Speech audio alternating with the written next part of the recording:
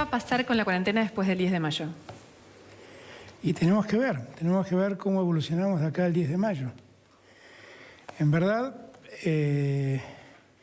nosotros tenemos que tener conciencia como pueblo de lo que fuimos capaces de hacer, no de lo que hizo un gobierno, de lo que fuimos capaces de hacer como pueblo. Y en verdad este es un gran logro social que tenemos como país. Y lo que nosotros no podemos es dejarnos llevar por la ansiedad de algunos y tirar por la borda todo el esfuerzo. Eso sería lo peor que nos podría pasar.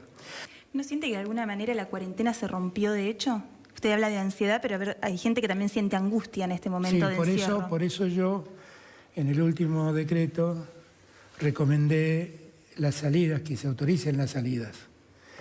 Y también es cierto que dije, bueno, que cada uno vea en su lugar a ver de qué modo puede hacerse eso. Pero yo lo hice con la idea de que eso se regule, se reglamente. Entonces, claro, el problema que tenemos acá es que no estamos manejando un gotero, donde uno dice, bueno, sobre esta copa tiro 3 gotas. Uno está manejando, yo diría, una de esas llaves que abren los oleoductos, que cuando uno mueve 5 centímetros de la llave no sabe cuántos litros de petróleo se están saliendo. Entonces hay que moverse con mucho cuidado, con mucho cuidado. Los que gobiernan lo entienden, los que gobiernan lo entienden. Por eso yo siempre digo, los que gobiernan lo saben, por eso son tan cuidadosos, y yo celebro que lo sean. Los otros escriben en Twitter.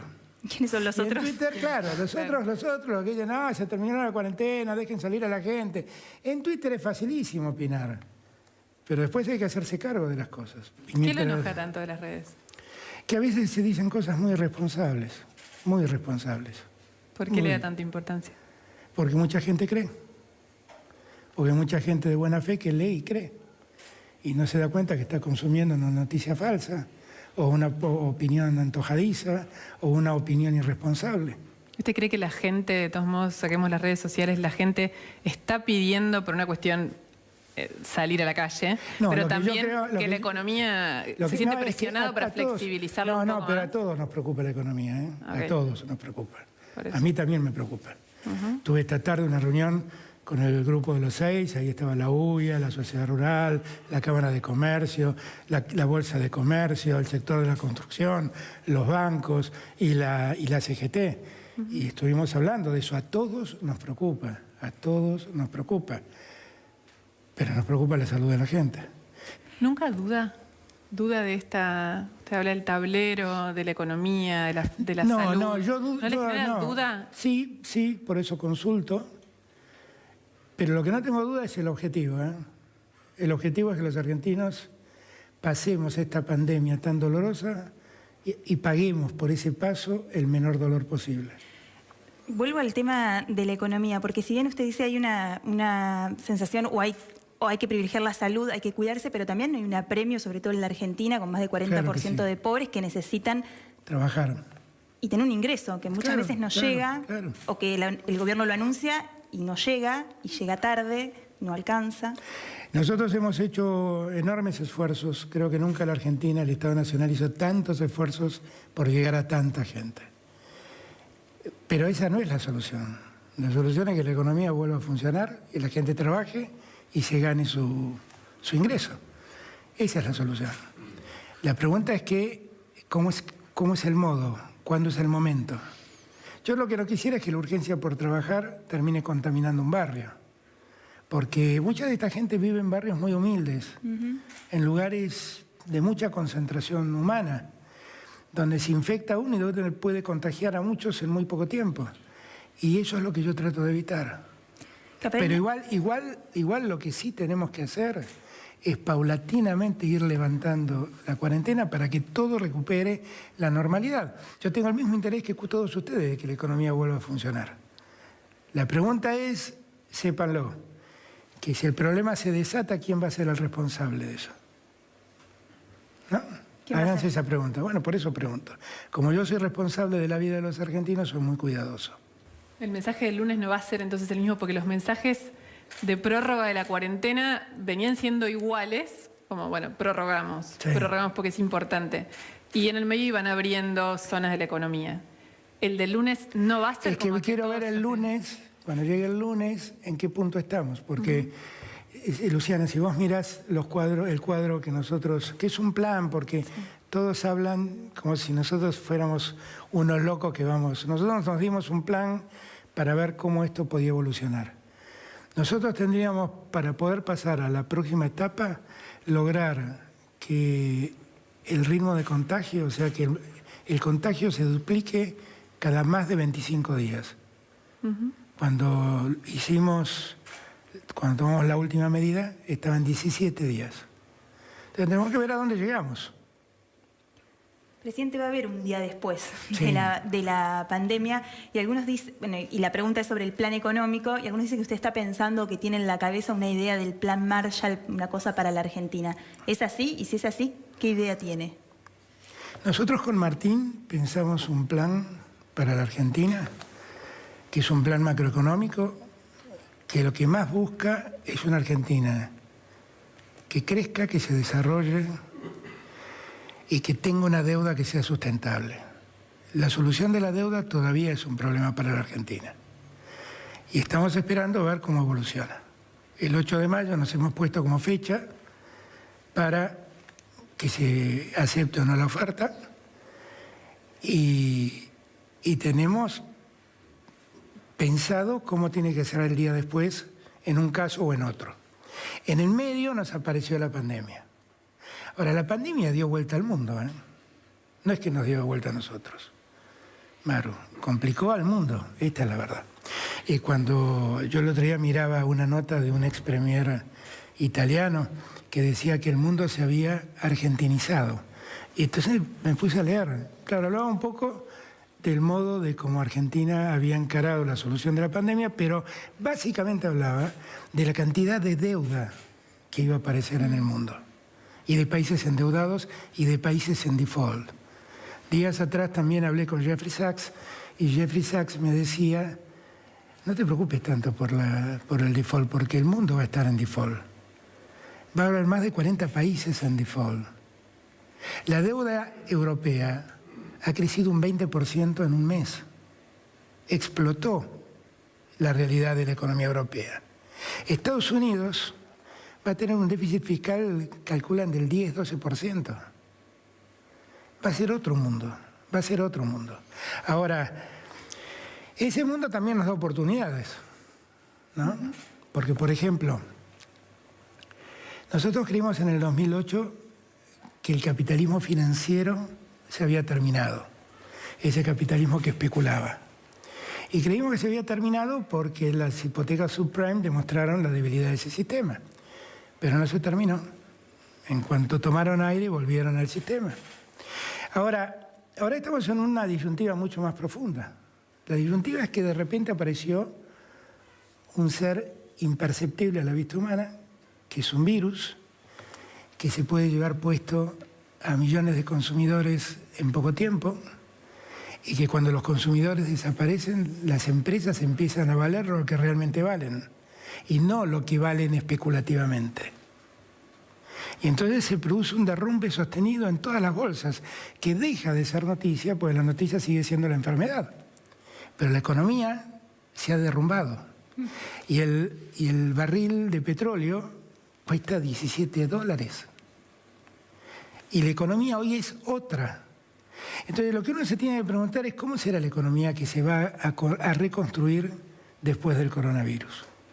Pues yo no dudo que va a seguir siendo una economía capitalista. Pero digo, ¿no será que tiene que ser una economía capitalista que entienda la importancia del consumidor y por lo tanto sea un capitalismo más igualitario, más solidario con el que trabaja, más solidario con el que consume? Porque esto es un punto que seguramente el mundo deberá discutir. Hoy lo hablé con Conti, exactamente esto. ¿De qué sirve que una empresa valga con motivos de especulación las fortunas que valen si desaparecen los consumidores y la empresa pasa a valer cero? Y además, el coronavirus también nos enfrenta a otros dilemas. Por ejemplo, hemos visto que, como los médicos no tienen remedios para esto y no hay vacuna para resolver este problema, nos recomendaban los curanderos de la Edad Media frente a las epidemias. Quédense en su casa. Y fue lo que hicimos. Y cuando los humanos salimos de las calles, el mundo cambió. Y empezaron a aparecer animales, a circular por las calles, y las fotos satelitales te muestran que donde había una mancha marrón, hoy hay una mancha celeste, de un mar que se ve. Y toda la discusión que tuvimos sobre el cambio climático no se renueva a partir del coronavirus. Nos decían que no teníamos que ir hacia las energías sustentables porque terminar con los combustibles fósiles significaba una caída del PBI mundial de 4 puntos. Y ahora el PBI mundial por el virus se cayó 10 puntos. ¿Y de qué sirvió esa discusión? Ahora, ¿nuestra economía tiene tiempo de ver en qué deviene el mundo y los cambios que trajo el coronavirus? Digo, las empresas están pagando los sueldos doblados, pero es una oportunidad, Luciana, es una oportunidad que tenemos. Yo no sé si yo voy a cambiar al mundo, porque yo sé que cuando vaya te planteo, no sé si lo convenzo a Trump de esto que estoy diciendo, no soy tan ingenuo, pero sí creo que nosotros podemos hacerlo, creo que nosotros como argentinos podemos diseñar un país más igual. ¿Y podemos si entramos en default? Bueno, si entramos en default seguramente será un poco más difícil, pero no es el default de aquel mundo, es el default de este mundo, donde muchos están en default. Nosotros no queremos estar en default, quiero aclarártelo, ¿eh? Nosotros hemos hecho una propuesta muy sostenible a los acreedores. Y los acreedores no están perdiendo con nuestra propuesta, solo están ganando menos, que es otra cosa. O sea, nosotros tenemos en esta ocasión una deuda que se tomó en muy poco tiempo y que se tiene que pagar en muy poco tiempo. Por eso es impagable. Pero cuando vos revisás es una deuda que estaba pagando más o menos un promedio de 7 puntos de interés en un mundo que paga 0. Y lo que nosotros proponemos es que esos 7 puntos de interés bajen a 2 puntos más o menos. Efectivamente, pierden 5 puntos de interés, dejan de ganar 5 puntos de interés. Pero están ganando 2 puntos por encima de lo que paga el mundo, que es 0. Entonces, nosotros no estamos haciendo algo que sea alocado frente a los acreedores. Y además, yo voy a ser franco, cuando se vislumbraba que yo podía ganar las elecciones con Cristina, lo que todos veían era que había que arreglar el tema de la deuda. Y recibí un montón de fondos y todos me proponían, te damos 4 años de gracia y después empezás a pagar. La verdad es que si fuera yo un miserable, hubiera arreglado los 4 años de mi mandato y le dejaba el problema al que venía. Pero lo que nosotros queremos es resolver de una vez y para siempre el problema de la deuda. Por eso es que lo hemos hecho con tanta seriedad. Y por eso el Fondo Monetario avaló nuestras lógicas, como la fue avalando. Entonces, yo espero que el mundo lo entienda y espero que nos acompañen y espero no caer en default. Pero si nos toca caer en default, la verdad es que nosotros recibimos un país en default, no nos engañemos. La Argentina es un país que estaba en default. Cuando empezaron a hablar del reperfilamiento, era la versión en idioma macrista de lo que se llamaba reprogramación. Era eso, no era otra cosa. El reperfilamiento. Presidente, le cambio de tema. No sé si se escuchan las cacerolas en Olivos, pero la semana que pasó y ayer mismo del domingo hubo un nuevo cacerolazo por la liberación de los presos y un enojo muy fuerte con el gobierno por esta situación. ¿Qué lectura hace usted de los cacerolazos o qué le diría a esas personas que salieron al balcón con la cacerola? Que hay 2 tipos de problemas que atender. Uno es el problema del coronavirus en las cárceles. Esto es un problema que afecta al mundo entero y para lo que los organismos internacionales han hecho recomendaciones. Que muchas de esas recomendaciones que hicieron los organismos internacionales fueron las que tomaron los jueces. Y que los que deciden quién libera o quién no libera un preso, en verdad liberados por coronavirus no hay muchos. Hay gente que pasó a tener detención domiciliaria, salir de las cárceles con detención domiciliaria. Liberados no hay muchos. No, lo que pasa es que el problema es que esos que cumplen prisión domiciliaria muchas veces el Estado no está en condiciones de controlar que la cumplan. Bueno, pero no es lo mismo. No es lo mismo decir te libero que decir anda a cumplir tu detención en tu casa. Pero igual vamos a esto, porque no es un tema mío. Es un tema que resuelven los jueces. No es un tema del gobierno. Es un tema que resuelven los jueces. Y esto es lo que hay que explicarle a la gente. Después, yo he escuchado decir muchas cosas que no eran ciertas.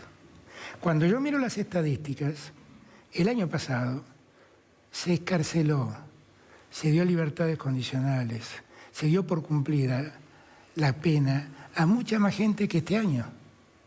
Este año hay menos gente liberada que el año pasado. Bueno, estamos en... Se refiere a la provincia de Buenos Aires igual, ¿no? Estoy hablando de todo el país, con el sistema federal. El sistema federal tuvo el año pasado más gente liberada que este año y nadie dijo nada. Ahora, ¿qué pasó este año? Bueno, que el coronavirus indujo, llevó a los jueces a dictar una serie de acordadas para instruir de algún modo a los tribunales inferiores cómo actuaron. Pero ¿cuánta gente salió por el coronavirus? De un total de casi 12.500 personas, 300. Digo, a mí me interesa que la gente esté bien informada. Yo no sé quiénes salieron, no sé, la verdad no sé si en ese paquete hay gente, como dicen, que han liberado gente que recibió condena por delitos gravísimos. Le voy a dar un ejemplo. Pero no me quiero quedar en ejemplos. Pero si así fuera, eso está mal. Porque no es lo que recomiendan los organismos internacionales. Pero hay un juez de casación de la provincia de Buenos Aires que resolvió solo, se llama el juez Violini, usted lo debe conocer, a través de habeas corpus, sin la consulta a los jueces de primera instancia o a la apelación siguiente, sobre la libertad general de un montón de gente vinculada con el coronavirus. Y en un fallo específico decidió la libertad de un hombre que se llama Pedro Olmos, que violó a una nena de 13 años, y en donde la abogada ni siquiera presentó un certificado médico, solo una constancia de que el señor supuestamente estaba en malas condiciones de salud y lo dejó en libertad. Eso es una situación de la justicia. Ahora, Sergio Massa dijo, esto obviamente sin consultar a la víctima tampoco, ¿no? Y lo mandó a vivir a 30 cuadras de la casa de la nena. Sergio Massa dijo que iban a iniciar juicio político, que es algo que sí puede hacer la política. ¿Usted no cree que deberían Bueno, es que yo la verdad es que no conozco ese caso, no conozco. Conozco el caso del juez Violini porque los diarios se cansaron de escribir, o no se cansaron de escribir, mejor dicho. Y lo he leído, pero no sé qué hizo el juez Violini. Yo la verdad soy alguien respetuoso con estas cosas, lo he sido siempre. Sí. Entonces, si un juez hizo algo indebido, deberá explicar lo que hizo. Pero eso no quiere decir que ese juez haya sido inducido por la política. Eso no es verdad. Nosotros no tenemos nada que ver con eso. Ni Axel, ni yo, ni ningún gobernador. No tenemos que ver con eso. Yo entendería el reclamo y el malestar si yo como presidente hubiera conmutado penas, hubiera indultado gente. Pero nunca lo hice eso y no lo voy a hacer nunca. Porque creo que eso es una rémora de la monarquía y siempre, no ahora, siempre he dicho que es una facultad que un presidente no debe tener. Entonces, la verdad es que yo no sé qué puedo hacer. ¿Qué puedo hacer? ¿Meterme en la justicia? Estoy impedido yo de meterme en la justicia porque en las causas judiciales intervienen los jueces, no el presidente. Y si hay alguien que piensa que el juez Violini actuó indebidamente, tendrá que presentarse ante el Consejo de la Magistratura de la provincia y plantear su caso. Yo hay fiscales, hay un montón de gente que pueden ver ese caso puntualmente. Yo no conozco el caso y no voy a opinar de lo que no conozco, francamente. Presidente, me parece que el enojo con el gobierno tiene que ver con, si bien el Estado no es responsable de firmar la conmutación de penas, otorgarle la prisión domiciliaria a tal o cual detenido, sí es responsable de garantizar que las cárceles sean un lugar seguro para que una persona que está detenida... No tengo ninguna duda de eso. No hay una alternativa, o sea, ¿cuál fue el plan del Estado? Lo estamos analizando ahora, no tengo ninguna duda de eso. Pero durante 4 años el gobierno de Mauricio Macri se olvidó de las cárceles. Y además, se olvidó de las cárceles. Y además hubo una lógica sistemática de superpoblar las cárceles. Porque si uno quería mano dura y que todos terminen presos, había que construir cárceles. Pero no se construyeron cárceles y se hacinó gente en las cárceles. Presidente, pero todos los organismos de derechos humanos internacionales han cuestionado eso. Entonces, yo efectivamente estoy hablando con el ministro de Obras Públicas para tratar de encontrar una solución.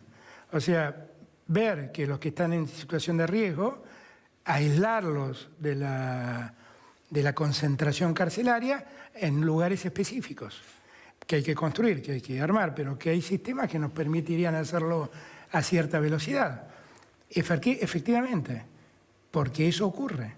Pero eso no es nuestra culpa, ¿eh? Eso es lo que recibimos. Yo detesto hablar de la herencia, pero lo que les pido es que cuando ustedes revisen, miren todo. Por eso le iba a decir, ¿no le parece que es injusto reprocharle o adjudicarle al gobierno anterior, que estuvo 4 años después de que el peronismo gobernara 28 años la provincia de Buenos Aires, el problema estructural del sistema carcelario bonaerense? No es injusto. ¿Saben por qué? Porque hubo una política de maltrato al sistema carcelario, de olvido al sistema carcelario. Que el sistema carcelario funciona mal hace muchos años, es cierto, pero que sea superpoblado en este tiempo y que hubo una actitud de olvido y de destrato al sistema carcelario, ocurrió en los últimos 4 años. Eso es así. Cualquier criminólogo, Maru, te va a decir lo que te estoy diciendo. Con respecto a lo que el gobierno sí hace o puede hacer, todos conocemos, porque un poco esta historia empezó ahí, cuando un funcionario del Ministerio de Justicia, Horacio Petragala, pide la libertad justamente a partir del coronavirus de Ricardo Jaime y de Martín Báez, el hijo de Lázaro Báez. ¿Por qué no lo separó de su cargo Petragala? Porque ahí habría que estudiar un poquito más, Luciana, antes de opinar tan fácilmente. La Secretaría de Derechos Humanos es, en el Estado argentino, la autoridad de aplicación de los tratados internacionales.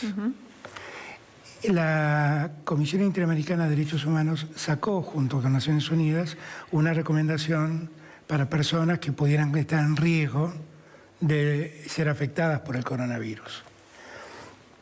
Hubo un detenido, Ricardo Jaime, que pidió ante el tribunal que se cite como amicus curiae a la Secretaría de Derechos Humanos. Primer punto, la libertad la pidió la defensa de él, y no la pidió el Estado Nacional. Entonces ya empezamos a corregir. No acompañó nada, fue citado. Lo que pasa es que acá me obligás a dar una clase de derecho procesal. El amicus curiae es una institución creada para escuchar una segunda opinión. Entonces, la defensa de Jaime lo que pidió es que se cite a la Secretaría de Derechos Humanos, que es autoridad de aplicación del Pacto de San José de Costa Rica, para que opine sobre ese punto. Y lo único que hizo fue decir, si se dan las condiciones que dice el Pacto de San José de Flores y las recomendaciones de la Comisión Interamericana de Derechos Humanos, debería proceder. La cuestión es que eso se rechazó. ¿Lo apeló el Estado Nacional? No lo apeló. No lo apeló. Y nosotros en este punto hemos sido, la verdad, bastante consecuentes, ¿eh? Bastante consecuentes. Nosotros, no, porque también la Secretaría de Derechos Humanos fue citada un montón de veces como amicus curiae en casos de delitos comunes. Claro, eso le iba a preguntar, digo, y pasó lo mismo. Con tanta rapidez en delitos comunes. Cuando la citan, sí. Cuando la citan, sí. Luciana, lo que pasa es que hay... yo por eso... Mira, una de las cosas que creo que hace falta para que nosotros podamos superar las rémoras o las gritas del pasado es tratar de explicar todo como es. La Secretaría, cada vez que la convocan, está. La convocan para causas de donde hay presos vinculados con causas de naturaleza política o por presos comunes. Y opina igual. Opina igual. Y lo único que hace es ver si lo que se está expresando, que generalmente la defensa del que pide la libertad, coincide con lo que manda el Pacto de San José de Flores y la recomendación de la Comisión Interamericana de Derechos Humanos. Eso es todo. ¿Por qué voy yo a echar a un funcionario que ha hecho lo que la ley le obliga a hacer? Eso está mal, eso está mal. Pero no le generó a usted un problema político, porque también hay lecturas... El problema político no me lo genera eso, el problema político me lo generan ustedes. El problema somos los medios. Las preguntas. No. El problema lo generan ustedes porque hacen una mala lectura de lo que pasó. Porque empiezan diciendo que el Estado pidió la libertad. El Estado no pidió la libertad de nadie. El Estado fue convocado a un proceso donde alguien lo citó como amicus curiae y el juez hizo lugar a esa citación. Entonces no es lo mismo. No es lo mismo. Entonces, claro, si ustedes siguen planteando que el Estado Nacional pidió la libertad de alguien, y bueno, la verdad que el Estado Nacional no tiene que pedir la libertad de nadie, porque la verdad no es parte en ningún juicio y no tiene nada que hacer en ese sentido. ¿Pero por qué lo convocó a Petragala si no era un problema? Porque sí, Horacio cometió el error de no avisarme. Y entonces le dije, explícame cómo fue esto. Me lo explicó, hace 30 y tantos años enseño Derecho Penal. Ya terminó la charla, no tenía nada que reclamarle. ¿Cómo está usted, siempre, o sea, me nos va a decir que los periodistas otra vez tenemos un tema con eso, pero sí tenemos un tema. ¿Cómo está su relación? Si tenés un tema, ya, no, porque es una pregunta... A confesión de parte, relevo de prueba. Me adelanté a lo que me iba a decir, a lo que supuse. No, ¿cómo está su relación con la vicepresidenta, con Cristina Fernández? Muy bien. ¿Y habló de este tema de las liberaciones? Quedamos en juntarnos para hablar ahora, pero hablé, claro que hablé. Claro que hablé. Y es más, le planteé la preocupación hace un mes. Porque ustedes no, pero yo sí leo lo que dice la Comisión Interamericana de Derechos Humanos y lo que había dicho Bachelet. Es importante. Pero hay Luciana, países que lo están aplicando. No Luciana, está pasando esto en otros países. No, claro. Están liberando gente. No se liberan violadores. Perdóname, no, gente sí, pero 1.700 personas indultó Piñera. En todos los países, pero ¿eran violadores? No sé, no tengo ni idea. No me pida. Pero perdón, es que vamos a ordenar. Si en las liberaciones... O represores. Si en las liberaciones hubo delitos violentos, la recomendación es que esos casos no están incluidos. Están incluidos. ¿Ok? Pero eso escapa a mí. Cuando yo te digo que yo leí hace más de un mes la recomendación de la Comisión. Para ustedes no le prestaron atención. No es su tema, tampoco es un reproche. Lo que digo es que en aquel momento ya le planteé a Cristina mi preocupación por el tema carcelario. Ya en aquel momento.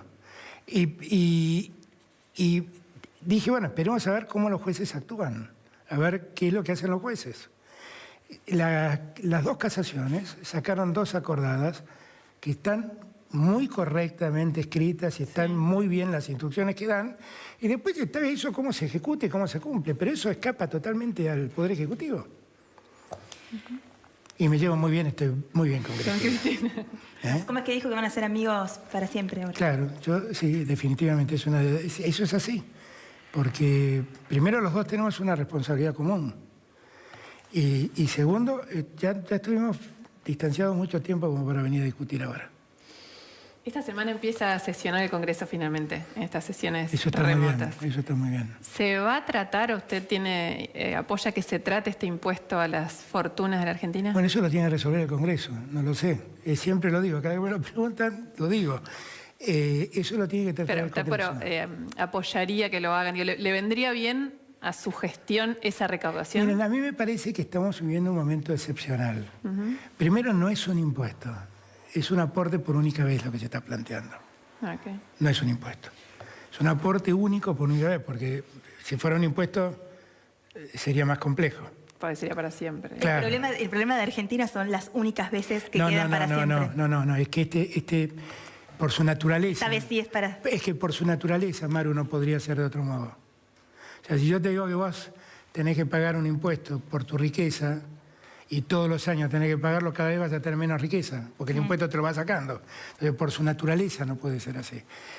Esto no es un impuesto, esto es un aporte única por única vez. Por lo que vi, afecta a 11.000 personas que tienen en conjunto alrededor de 1.300 millones de dólares. Me parece que no es nada enloquecido lo que se está planteando. Otro de los temas de la semana fue la decisión de, correrme la palabra, de sacar a Vanoli de ANSES. Y hubo muchas lecturas de por qué tomó la decisión. ¿Por qué tomó esa decisión, presidente? Porque no estaba funcionando bien el ANSES. Básicamente por eso, y porque hubo un punto donde sentí que no estaba yo conociendo las cosas que estaban pasando en el ANSES. Y le pedí a Alejandro que dé un paso al costado y él inmediatamente lo aceptó. Y solamente por eso. Y quiero aclarar, a Fernanda Raberta la conozco hace años. Me parece una mujer extraordinaria en términos de honestidad y de compromiso y de conocimiento, porque conoce de la función pública. Y tengo mucha confianza en ella, Y ya venía pensando su nombre hacía mucho tiempo. Porque el problema acá es que hay como una suerte de disputa de quiénes pone Cristina y quiénes pone Alberto. Y la verdad es que generalmente Cristina y Alberto se nutren del mismo lugar. Porque nosotros hemos estado siempre juntos en política. Y entonces siempre buscamos en los mismos lugares quiénes pueden ser los funcionarios argentinos. Entonces, ocurre que cada vez que esto pasa, empiezan un sinfín de especulaciones, de análisis sobre si Cristina presiona, si no presiona, si deja de presionar. ¿Y no presiona, Cristina? No, definitivamente eso no es verdad. Cristina no presiona. Cristina habla conmigo, a veces estamos de acuerdo, a veces tenemos diferencias, y saldamos la diferencia como saldrá la diferencia vos con un amigo tuyo. ¿Pero el nombre de Raberta se lo sugirió ella o cómo se le ocurrió? La verdad es que se nos ocurrió hablando los dos. Esa es la verdad. Pero la verdad es que surgió como un nombre que yo en algún momento planteé por un comentario que hizo ella, que a mí me gustaría traerla al gobierno. En su momento no la traje porque se la llevó Axel. Y entonces no la pude traer. Y cuando se dio la oportunidad la invité a venir. ¿Existe el albertismo? No. No. Existe el frente todismo. Yo quiero aclarar que yo detesto los personalismos. Yo creo que los personalismos en política no nos dejaron buenos resultados. Y siento que por primera vez pudimos hacer un frente donde todos estemos integrados, donde todos tenemos representación y donde todos podemos trabajar juntos. Y yo quisiera eso. Yo creo en la política y creo también en los partidos políticos. Me reivindico como peronista, el peronismo es parte de un frente que se llama Frente de Todos, y yo soy peronista y frente todista. Punto. No me paro detrás de ningún ismo. Le voy a mostrar una foto. ¿Qué me vas a mostrar? A ver. Parece, esta es la tapa de mi próximo long play. A usted mismo. ¡Qué viejo, long play! Sí, ¿qué querés que fue? ¿Sí? Eso fue hace... Y eso fue el día de diciembre. Exacto. 5 Sí. meses, estoy haciendo bien la cuenta, no la hice en la cabeza. 5 meses. 5 o 6. No, soy periodista. Es abril. Estamos Diciembre, en mayo. enero, febrero, marzo, abril. Ahora vas a cumplir 6 meses. ¿Qué ve ahí de la persona que soy? Lo mismo. Veo a un tipo muy convencido de lo que tiene que hacer, con un gran compromiso, que abrazó la política con mucha honestidad, que con esa honestidad la ejerce, que puede equivocarse, porque todos nos podemos equivocar, pero que nunca me equivoco malamente. Que tengo muchas ganas de sacar al país adelante, que quisiera que la Argentina pueda vislumbrar un horizonte común para todos. Como dije recién en la reunión de los empresarios con los sindicalistas, yo quisiera un país que sea una verdadera sociedad. Una sociedad es un lugar donde todos ganan. Si nosotros hacemos una sociedad y vos ganás y yo pierdo, eso es una estafa. Una sociedad es donde todos ganamos. No es que todos ganemos lo mismo, porque no todos arriesgamos lo mismo, pero todos tenemos que ganar. Y yo creo que esa sociedad, a partir de la tristeza de este presente, podemos construirla entre todos. Yo quiero ser ese presidente, la verdad, no estoy pensando ni en perpetuarme, ni en otro mandato. Quiero ver si puedo dejar los cimientos de un país que pueda hablar, dialogar y respetarse.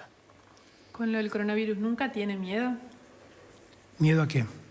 Miedo a lo que le pase a usted o a lo que le pase a los argentinos. Miedo a lo No, que yo tengo pasar. miedo a que la cosa se nos pueda ir de las manos porque alguno se pasó de rosca y creyó que se podía liberar todo de la noche a la mañana. Y que en esa liberación la cosa se vaya de las manos y lastime a muchos argentinos. A mí, créanmelo, cada vez que veo que sube el número de muertos, aunque nosotros crecemos de a 5 muertos y otros crecen de a miles, esos muertos para mí son un puñal. A mí me duele. Quisiera que no exista eso. Y entonces por eso pido y busco mucho que nos acompañen para que no se nos vaya de las manos nada. Miedo no tengo. Yo creo también que yo le estoy muy agradecido a los argentinos, porque han tenido un comportamiento extraordinario. Porque por mucho esfuerzo que yo pudiera haber hecho dialéctico para convencerlos, si no existía la convicción en los argentinos, no hubiera sido posible. Y le agradezco a los adolescentes, porque yo he sido adolescente. Estar en la casa sin poder ver a los amigos, sin poder juntarse a tocar la guitarra, es difícil, sin poder ir a bailar, es difícil, y lo han hecho. Y estoy agradecido a tus hijos, a los nenes, que me mandan dibujitos por internet para hacerse partícipes de esta epopeya argentina de quedarnos en casa. ¿Pero miedo al sufrimiento económico también de la gente? Mirá, yo recibí un país en default. Y nosotros llegamos con Néstor en el año 2003. En el año 2002 el Producto Bruto Argentino había caído 11 puntos. Yo creo que el Producto Bruto Argentino este año, en las condiciones en las que estamos, puede caer entre 5 y 6 puntos. Nosotros de la economía nos podemos recuperar, pero de las vidas que se pierden no. Y nos vamos a recuperar. Yo estoy seguro que nos vamos a recuperar, porque además las condiciones mundiales van a ser condiciones mejores para que nosotros podamos desarrollarnos. Porque vamos a estar todos más igualados y más necesitados. Nosotros estamos muy abajo y hay otros que están muy arriba. Los que estaban muy arriba bajaron mucho. Y entonces están más cerca de nuestro problema. Estaba pensando que bueno sería que creciéramos todos, no que bajen algunos para estar más iguales. Sí, claro, pero es lo que hizo el coronavirus, no lo hice yo. Es lo que hizo el coronavirus. Cuando la deuda europea crece un 20%, no lo hizo yo, lo hizo el coronavirus. ¿Hay un sector de la política o de la dirigencia política que cree exactamente eso de usted? Que no había plan económico en la Argentina, que usted no tenía un plan y que esto le vino como la excusa perfecta. No, después de muchos años teníamos un plan y lo tenemos. Lo que pasa es que no es el plan que les gusta a ellos, está claro. El plan que les gusta a ellos es que nosotros ajustemos y ajustemos. Y que si hay gente que la pasa mal, la pase peor. Ellos creen en una Argentina para pocos, yo no creo en eso. Y no armamos un plan para que unos pocos ganen. Armamos un plan para que todos ganen. Y ese plan existe. Tenía una condición previa, resolver el tema de la deuda. Bueno, ahora, como el coronavirus ha trastocado todo, estuvimos trabajando con Martín en lo macro para que nosotros podamos ir organizando un nuevo escenario económico a partir del momento en que todo empiece a funcionar otra vez. Nosotros el plan lo tenemos perfectamente pensado en la cabeza. Lo que también tenemos son detractores, pero son los que nos llevaron al default, los que nos dejaron en crisis, los que se llevaron los dólares de la Argentina y que ahora vienen a explicarnos cómo hay que hacerlo. ¿Le enoja cuando Macri habla de estas cosas? No habla Macri. No, bueno, escribe cartas, solo, digamos, la manera en que se comunica. No me enoja, tiene todo el derecho a hablar. Este programa se llama Verdad Consecuencia. ¿Jugó alguna vez ese juego? No, cuando era chiquito. ¿Sabe de qué se trata? Tiene que hacer una pregunta, le hacemos una pregunta, puede responder con la verdad. Si no quiere responderla, tiene que aceptar la consecuencia. Bueno, pero yo siempre digo la verdad, así que no me molesta. ¿Podemos jugar? Sí, es muy aburrido jugar. De juego. Es muy aburrido jugar conmigo porque siempre digo la verdad. Tenemos que darle las dos opciones. Exacto, le decimos las dos opciones y usted elige. Usted elige si quiere verdad o quiere consecuencia. ¿Esto es consecuencia y esto es verdad? Sí. Exacto, no le voy a dar vuelta, le vamos a decir, no están. Ah, bueno. No llegamos hasta el primer programa, la próxima imprimimos la pregunta. Bueno, dale. Si hoy obligatoriamente, es una escena de fantasía, tiene que elegir quién lo sucede, ¿elige a Sergio Massa o Máximo Kirchner? Digo, ¿La consecuencia? Que nos muestre o que nos cuente, si nos anima a mostrar, el último chat que tenga con Cristina, sea en WhatsApp o sea en Telegram. Pueden ser las dos también igual, podemos cambiar la regla del juego. No, te puedo mostrar, porque la verdad lo que quedamos es en vernos mañana. ¿La consecuencia? ¿Esa es la consecuencia? ¿Podemos verla? ¿Era más difícil elegir Máximo o Massa que mostrar un mensaje de Cristina? No, pero no me cuesta nada. Pero no, porque no soy yo quien elige eso. Yo creo que Sergio Massa es en su generación la persona que más se preparó para ser presidente. Esta es la verdad. Yo creo que Máximo es una figura que todavía la sociedad no advirtió la calidad política que tiene. Tiene una capacidad de diálogo que heredó de su padre que yo admiro.